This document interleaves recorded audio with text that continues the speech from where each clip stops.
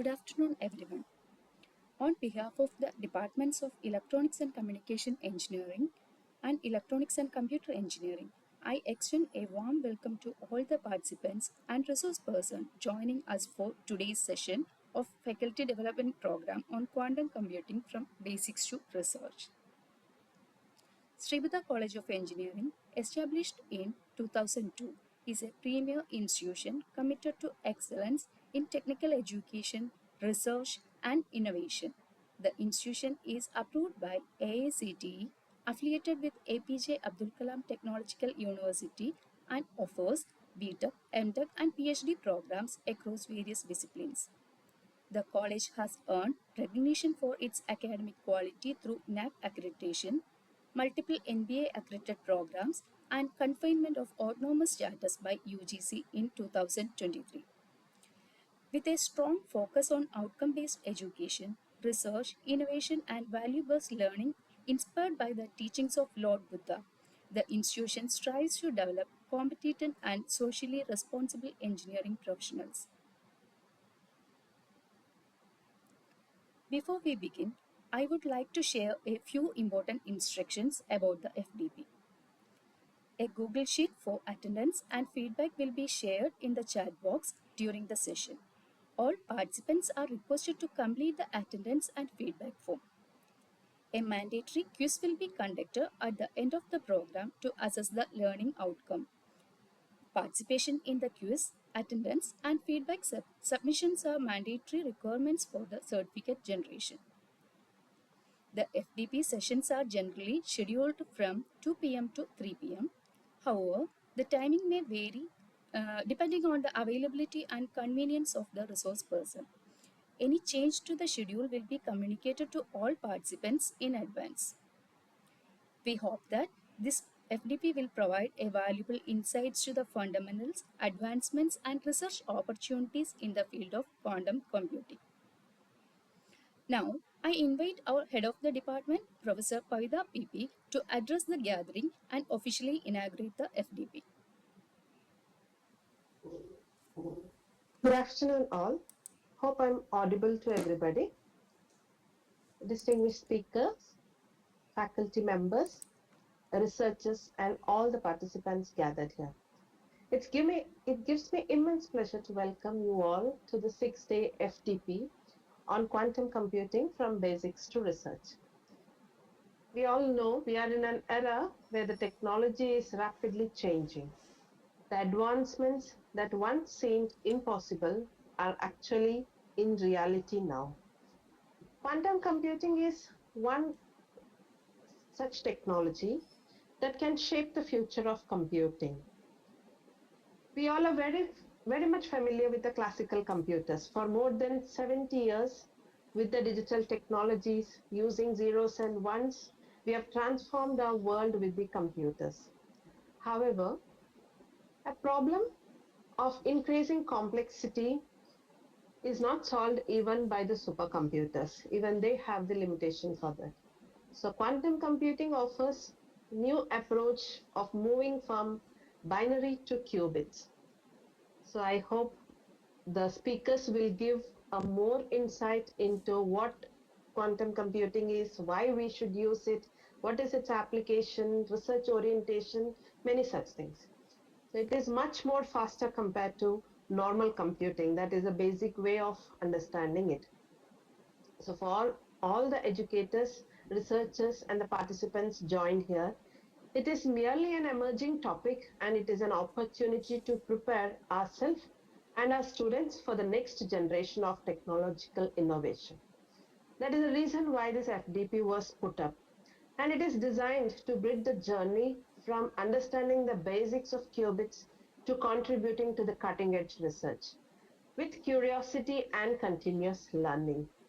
So let us use this platform not only to listen, to question, to learn, innovate, and explore the limitless possibility of quantum technologies. So I mean to tell, we keep it as an interactive session. You should interact, then only the FDP will be meaningful. Let me take this opportunity to congratulate the coordinators, Dr. Divya and Mr. Vishnu from the ECE department, for making all the necessary arrangements to organize this FDP. I wish all the participants a productive and successful FDP. And with that, we shall inaugurate the session with one quote. The important thing is not to stop questioning. Curiosity has its own reason for existence. It is said by the great Albert Einstein. Thank you all. Have a nice day.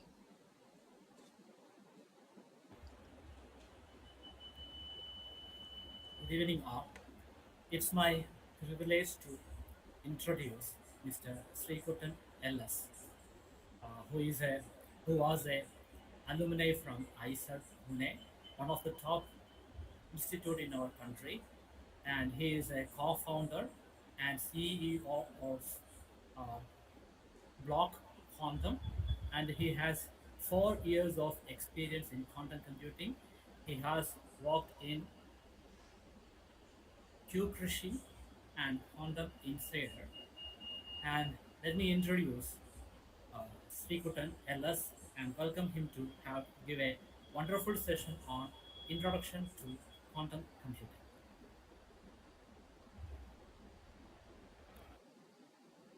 Hi all, thanks a lot, Vishnu, Kavita and others for the warm introduction. So let's jump right into the presentation.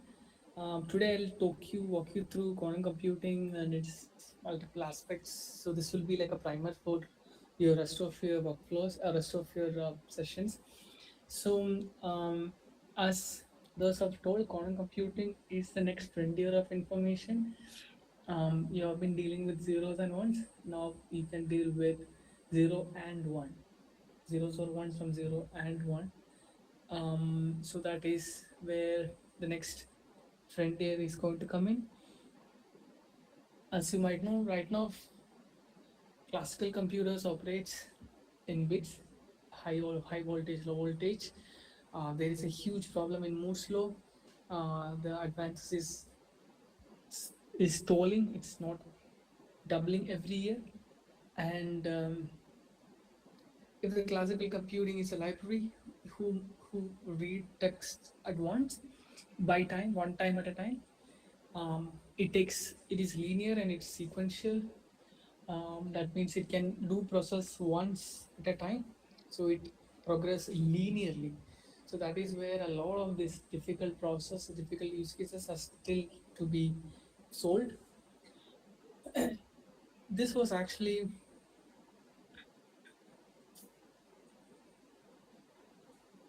inspired by the ideas of Richard Feynman, Yuri Menin, and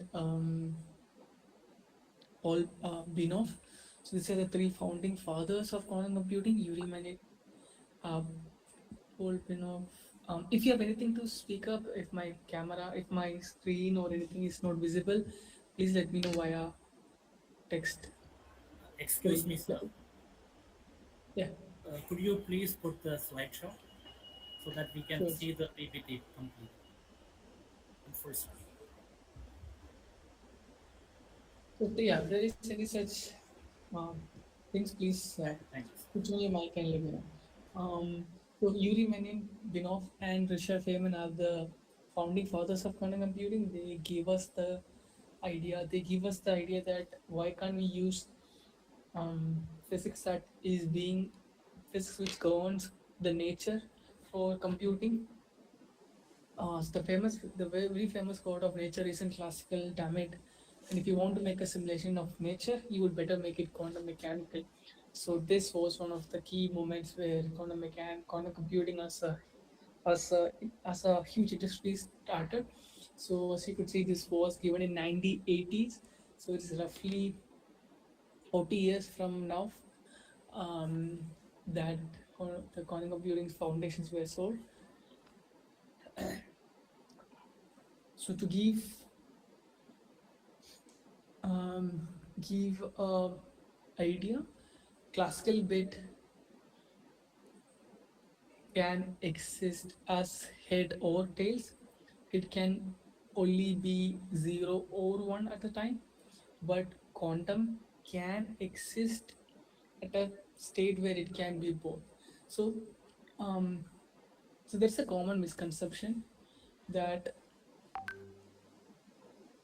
when I say zero and or zero or one, it is not necessarily a value between zero and one. So, for example, like 0.1 or something. No, um, quantum bits or qubits doesn't take up values of zero, value between or zero and one. What it essentially means is that if you're spinning a coin and if the coin hasn't come to the ground or if the coin hasn't come to a state where it reveal what is the result of this coin toss, the moment when it is in air, what how do you define the state of the coin? If anybody has to answer, please switch on the mic and then give me an answer. So once you're spinning a coin and once the coin is in air, how do you define the state of the coin? So if it is resting on my hand, I can see if it is head or tail. I can say the state of the coin is head. But if it is spinning in air, how do you define it? What do you call it? Anybody wants to answer?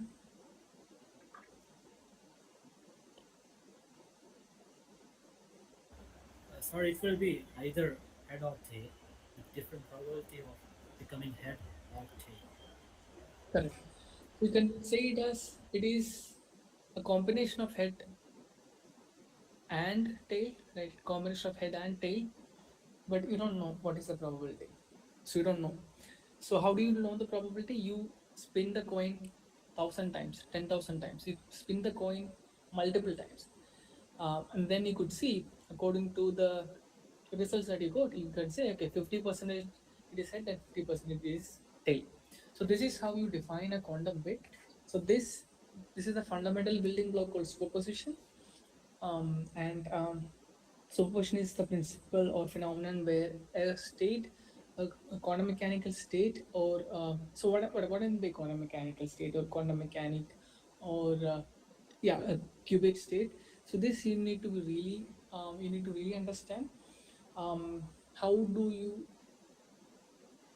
realize a qubit, right? How do you make a qubit? So to making a qubit, you can use something called as we can use any subatomic particles or an or an atom. So quantum particles are particles which obeys the quantum mechanics rules. Um, there is a certain limit. It is up to maximum of a micrometer. And after that, you won't find quantum mechanical phenomena like superposition and others. So anything below that, from anything in nanometer range or sub-nanometer range, could become a quantum bit in theory. So it can be your ion, it can be your electron, it can be your fermion, it can be your mm, it can be a proton, it can be a neutron, it can be an ion, it can be a photon. Anything can become a quantum bit. So this should be you should really understand this, or else you'll confused with this thing. So initially, for you to understand these micro particles, right?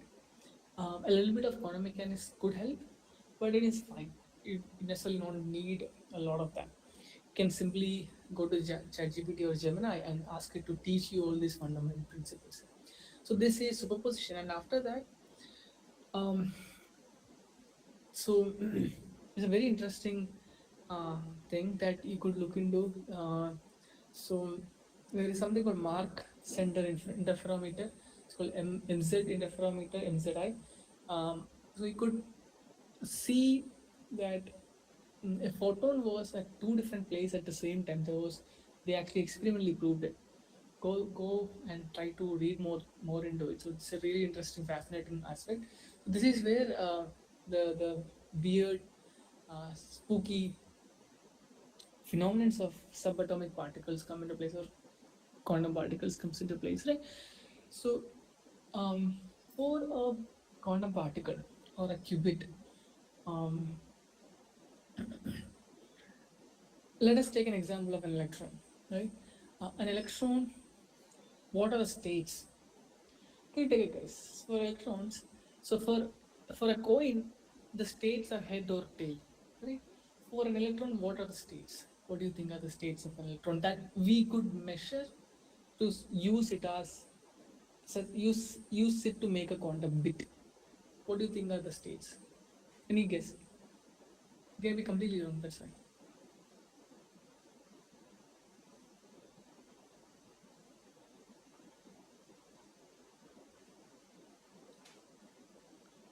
Okay. Question. I'll let you know. So for electrons, if you remember, there is energy level for each of the electrons, right? For hydrogen, there is only one electron, and it can occupy energy levels from 0 to infinity, correct? Ground state to infinity levels, and that is what we'll take it as states.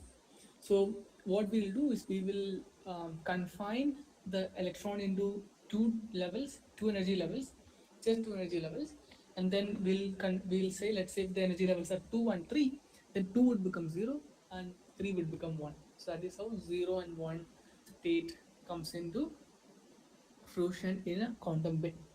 So the idea is that once you have um, started, once you have created a quantum bit, or yeah, once you have created a quantum bit, it will be in a superposition state of 0 or 1, and be it could be in any possibilities, right?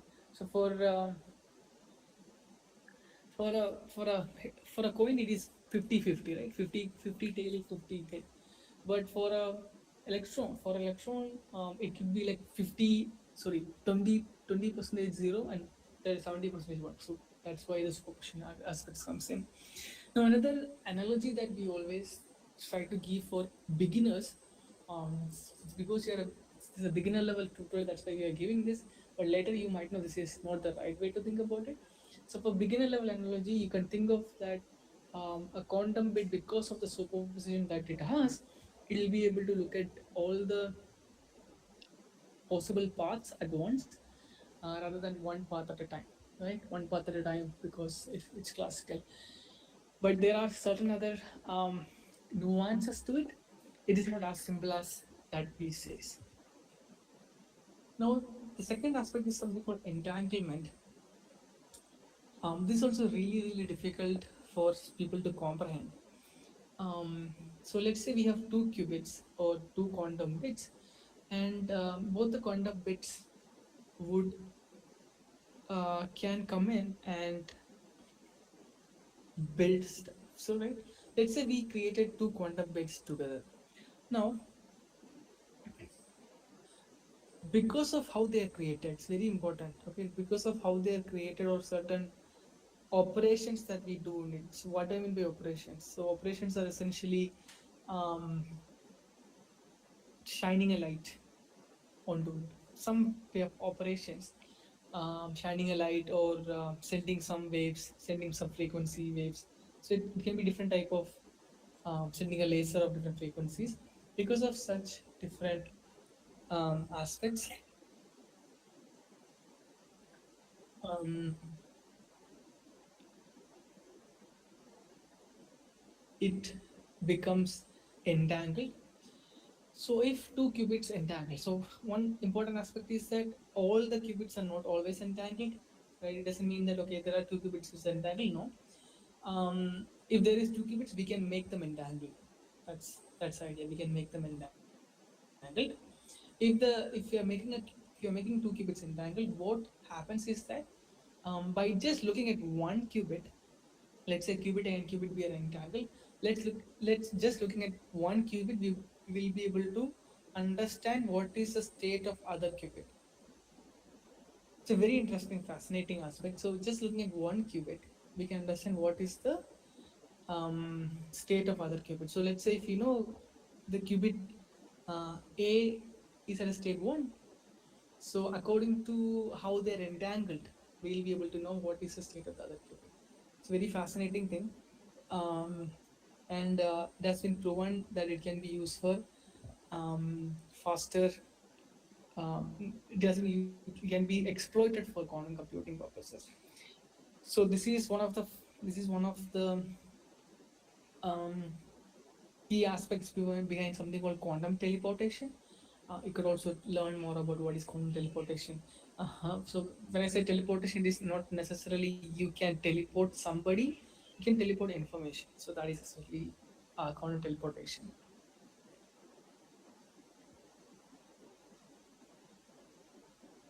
Now, most of the resources will just end on superposition entanglement, saying that is the key aspect behind quantum computing. But you should always understand, even with superposition entanglement, if there was no phenomenal interference, you would have never gotten the level of um, results or level of um, performance from quantum computing without interference. It's very important. So let's say we have this maze. Let's say we analyze all the paths at a time, right? At a time, instantly. But we know we have analyzed all the paths instantly, right? But we need to find the right path. Need to find the right path. So that is where interference comes in. So interference, if you go back to your plus two science, you'd probably remember in studying interference, right? So it's essentially um, how we interfere two different waves or three or any type, any number of waves, and then create um, create interference such that it constructively, okay, let us imagine we are there is 1,000 possible paths, right? 1,000 possible paths for this maze, and our algorithm that you have built should be in such a way that once you look or observe the state, once you are looking for the answers or results, you should find the answer should have maximum possibility to show you the right path and lesser probability to show you the wrong path. So that is how constructive and destructive interference works. So this is all in the quantum computing space, right? So this is all about how we do the maths behind it. So it is a little bit involved, but this is essentially the three key pillars. Superposition, entanglement, indifference. Should definitely mention these things to mention these things once you are talking, right? Not just superposition entanglement. Then you could go back and learn more. Uh,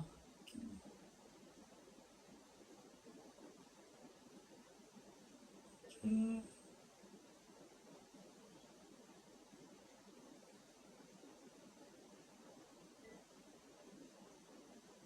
Story for that. Yeah. So there is superposition and entanglement, and then this is how quantum computing is going to help you solve really difficult problems with less computational power, right? So what happens in your quantum computers is that if we add 2 bits, if you add let's say 1000 GB, you can only do 1000 GB worth of computation. But in quantum qubits, because of superposition and entanglement, if you have let's say 2 qubits, right? Now let us go back and take a step back. Let's say you want to uh, write 4 in binary digits. It'll take 3 binary digits, right? 101. No, I think I'm not wrong. Or 100. Yes. That is how you write 4. Now, in qubits, let's say you want to code 1 to 10, right? 1 to 10 you want to code, you would need that number of bits. So for example, 1 you would need 1 bit, 2 you would need 2 bit, 3 you would need 3 bit, 4 you need 4 bit, 5 you need again 4 bits, so on and so forth. But in qubits, because the same state can be 0 or 1, can be in superposition, right? Can be 0 or 1. one qubit can handle two states, the other qubit can handle two states. That will essentially become total combination of four states. So a two qubit system can be written as possibly some. Okay, let's give it a number. A two qubit system can be written as, giving a simple numbers, 1 by 4 0 0, that is 0 state, 1 by 4 1 0, 1 by 4 0 1, 1 by 4 1 1. So that means all the states can be represented with just two states, two qubits. That 0 0 becomes 0, 1 0 becomes 0 1 becomes 1, 1 0 becomes 2, 1 1 becomes 3, right? So all these three different numbers could be just represented in two qubits. But if it was a classical one, you would have required minimum of um, four states, right? And that is how quantum computing is going to change, or we could do computation exponentially higher than classical computers. So for 3 qubits, it is 2 raised to 3 number of states that you can represent. And with just 300 qubits, you can have more states than that there are atoms in the observable universe. It's crazy. That is where the power of quantum computing lies and why it is super powerful. And coming to quantum computing and how it looks like, right? So these were the initial foundational aspects. Now, how many of you have seen this chandelier sort of an object that it's here?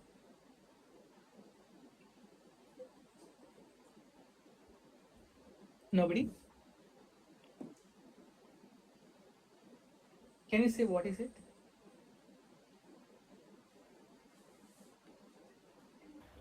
So it's a quantum computer. It includes the cooling part of the So there is one nuance to it. It is not essentially the quantum computer. It is the wiring and um, wiring that wiring and the cooling system for a quantum computer. So it is not essentially a quantum computer. Quantum computer or the chip looks like any other chip that you have. It just looks like any other chip that you have. There is no difference in that. So this is the whole setup that you need to have. Why? It is because because for quantum computers to work, you need to have near absolute zero. So that is one aspect. Now, there's also another thing. I've told you quantum computers or qubits can be made using multiple type of subatomic particles, right? So we have different type of the subatomic particle or type modalities. We call them modalities that we know. So there is a front runner modality called superconducting. Now these are not actual subatomic particles. This is something called artificial qubits. So these are simple LC circuits, which are very small LC circuits. You probably know, right, what's an LC circuit from, I think, ECE background. So LC circuits that act as a qubit. They're not actual quantum systems. Google and IBM makes quantum computer using that. Then we have trapped ions. These are ions. Ions are essentially positive charged atoms, right? Charged atoms, atoms that have charge. That is ions. And there is companies like, give me a moment, I need to go down. Let's just come back. And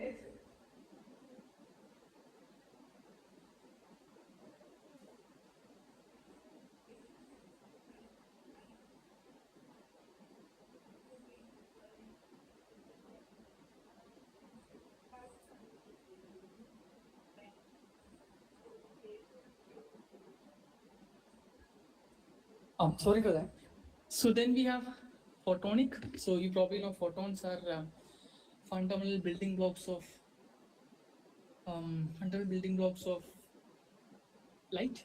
So companies uses photonic as well, or photons as well, to build quantum computers. So then there are actually multiple others, but these are just the main front runners that we have.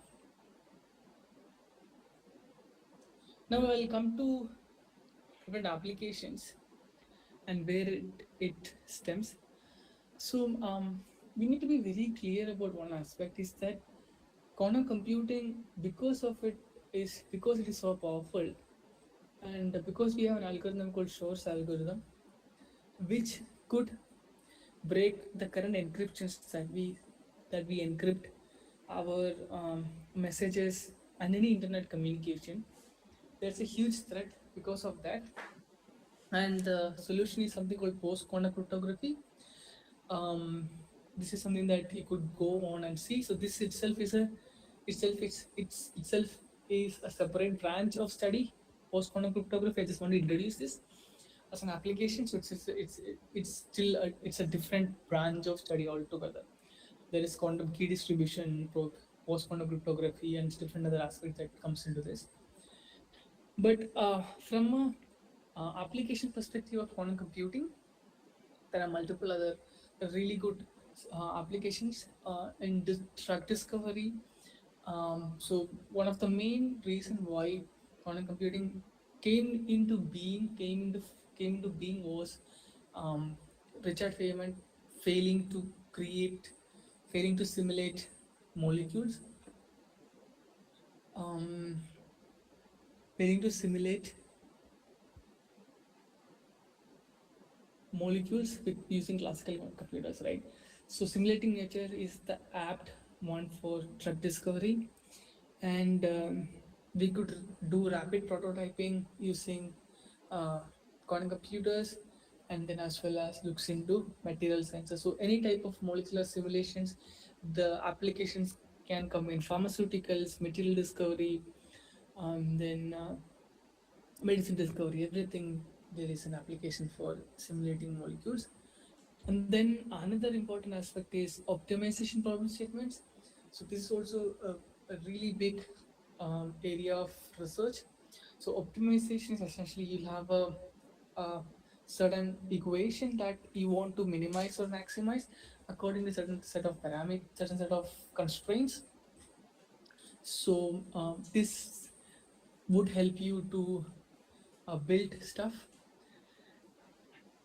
This will help you to get to that minimum or maximum really faster. There's bunch of different use cases across different real world scenarios, like optimization of traffic flow, managing financial portfolio, streamlining global supply chain logistics, and so on. So it's a wide ranging field where you can use optimization. And then we have machine learning.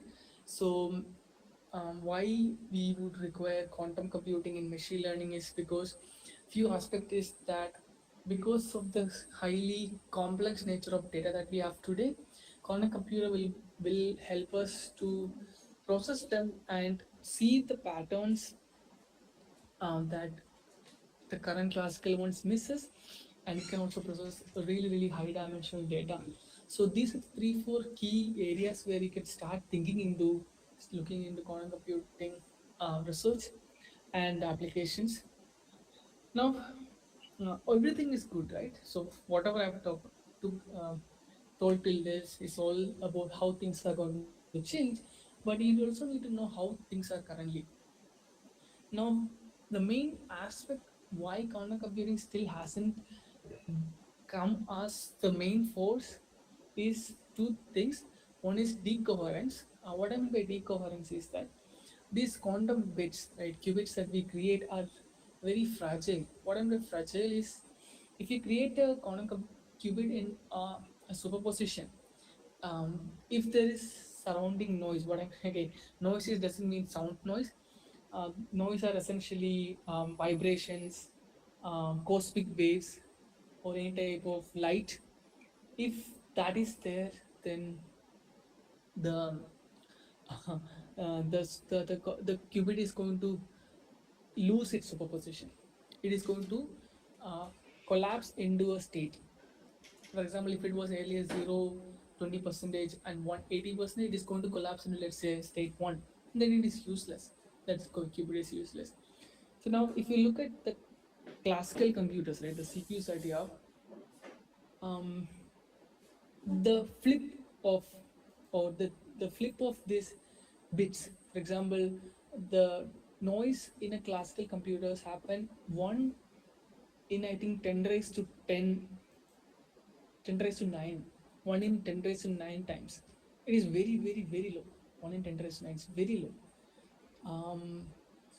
So we theoretically would want to get there, 1 in 10 raised to 9, but right now, 1 in 1,000 times this flip happens. So this noise comes and it changes the whole quantum state. We want to at least go to 1 in 10 raised to 6. That is where we need to go into. And active research is something called quantum error correction. The idea is to club. So the classical error correction is it's pretty similar to classical error correction. You club a lot of physical qubits and then create something called a logical qubit or a perfect qubit that is stable on top of this. So that is an aspect that we could look into. And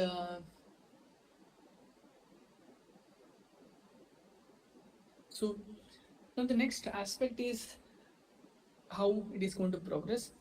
So right now, the main problem, as I was mentioning, was decoherence or noise. It happens 1 in 1,000 times. So it won't help you to make any reliable changes. So right now, that is why we call noisy intermediate scale quantum.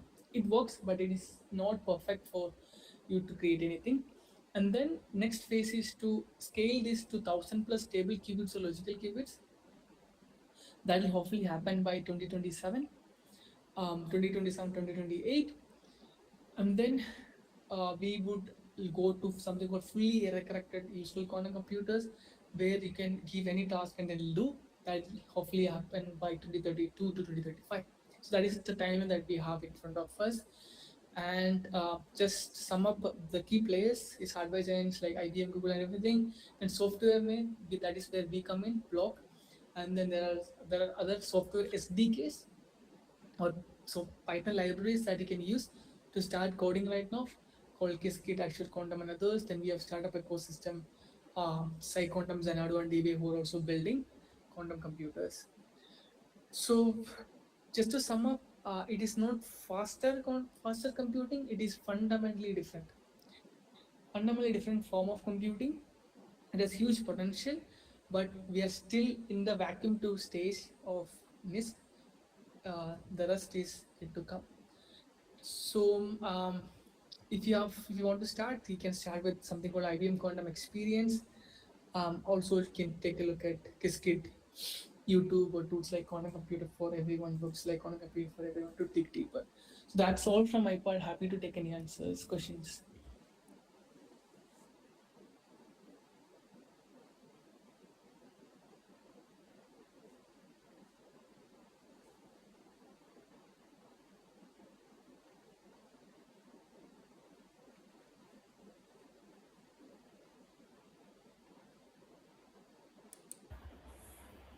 Excuse me, sir. Yeah, Can you hear me?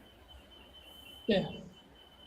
Sir, please, could you please explain how the coprocessor application, in, the quantum coprocessor application in the realm of machine learning? So any machine learning use case that you have. So can you explain what any if you're working in a machine learning use case? Are you working in a machine learning use case? No, sir, I was actually asking about the application of quantum computer as a coprocessor along with the GPU, so that we can fix the research problem with the GPU as well as the quantum processor. Could you please explain how this is actually works and what's the relevance of uh, Qiskit So it's a API? long way for that. It's a long way for that. So because our quantum systems are smaller today, right? Because the quantum system our systems are small, it's not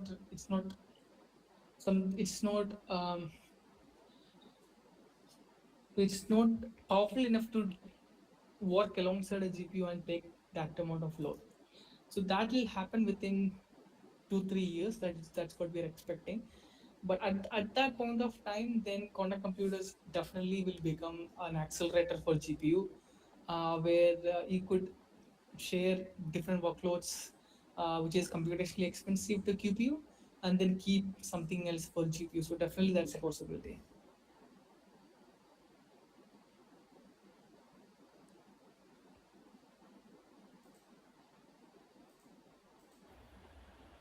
Sir, can you explain the products of your company, how your company works, and what are the upcoming projects?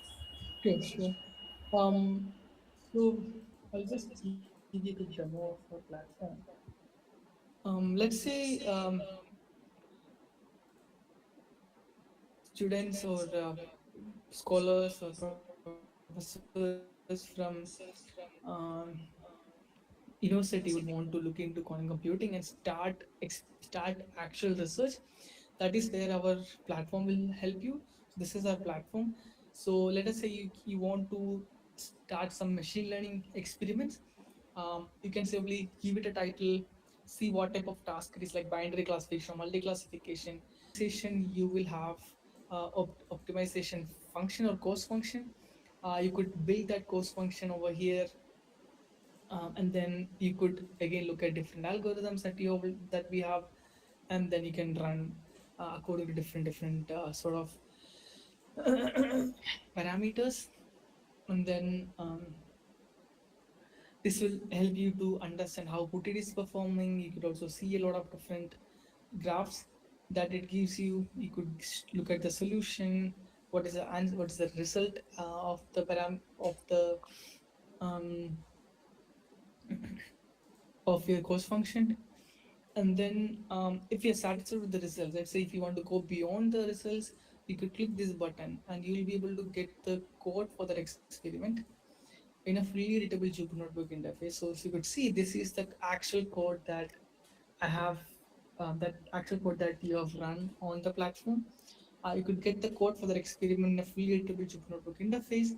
So that means you can keep on building rest of your workflow. You could also get access to GPU on this cluster so that you can accelerate your any other parts of your workflow. And then let's say if you want to go in depth to your quantum circuits, that's where you could use this um, use this and create quantum circuits. And you can actually um, build circuits here and then take it to your experiments module as well. So for example, here I've built a module called FM3Q1.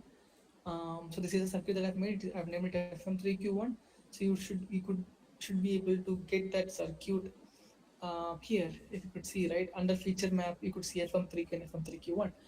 So essentially, even if you are a beginner or an expert, or if you're a beginner or intermediate expert in quantum computing research, you could use our platform to accelerate your quantum computing research. Start from the basics, get your hands dirty, and then build a lot of different aspects and do research. So that's our platform. So we have um, uh, so right now, there are around 4+ universities in India that uses us, and there are around 10+ that we are talking to. We love to see if your university also would want to take a look into our platform. So Triple IT Kottayam, probably would know Triple IT Kottayam is one of the institute from Kerala who is using it. So would love to see if you want to use this as well. Thank you, sir. Thank you for briefly explaining about your product.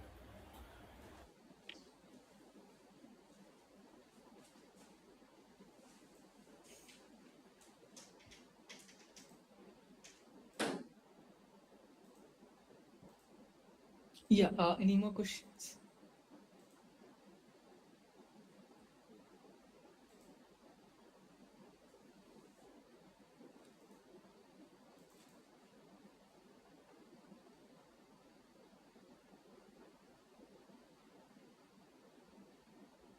So is it practically possible to maintain extreme low temperatures to avoid the noise?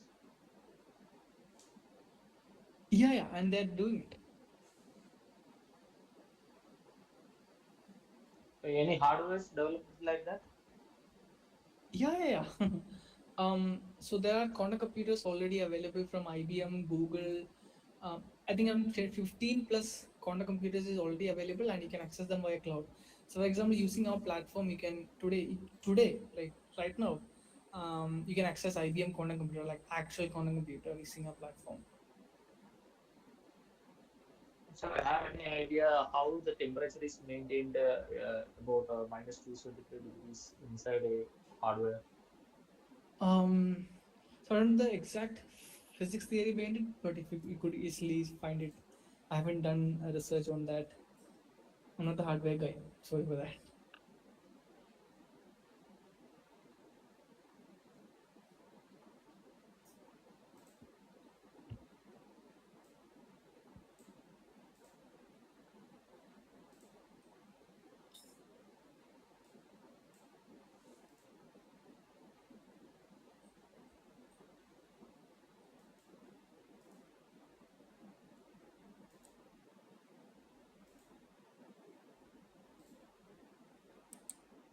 Any other questions from participants?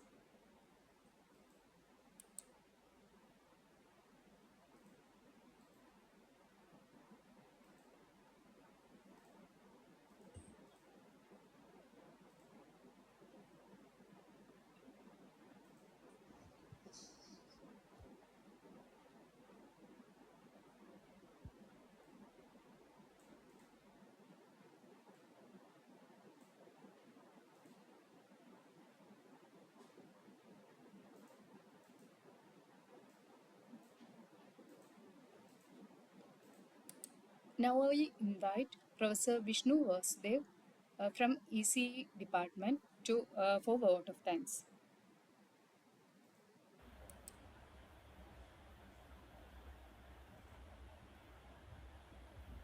It was really a wonderful session.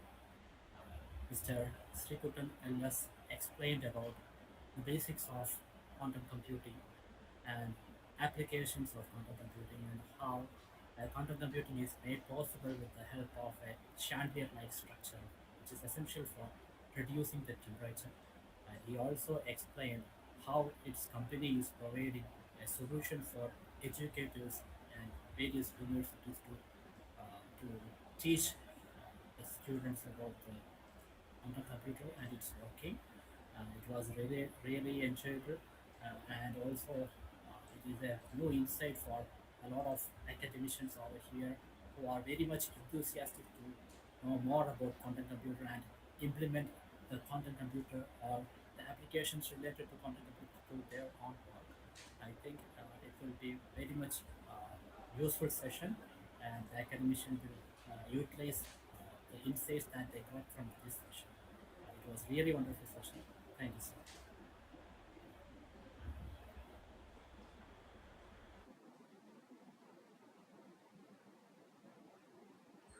Thank you. Thanks a lot.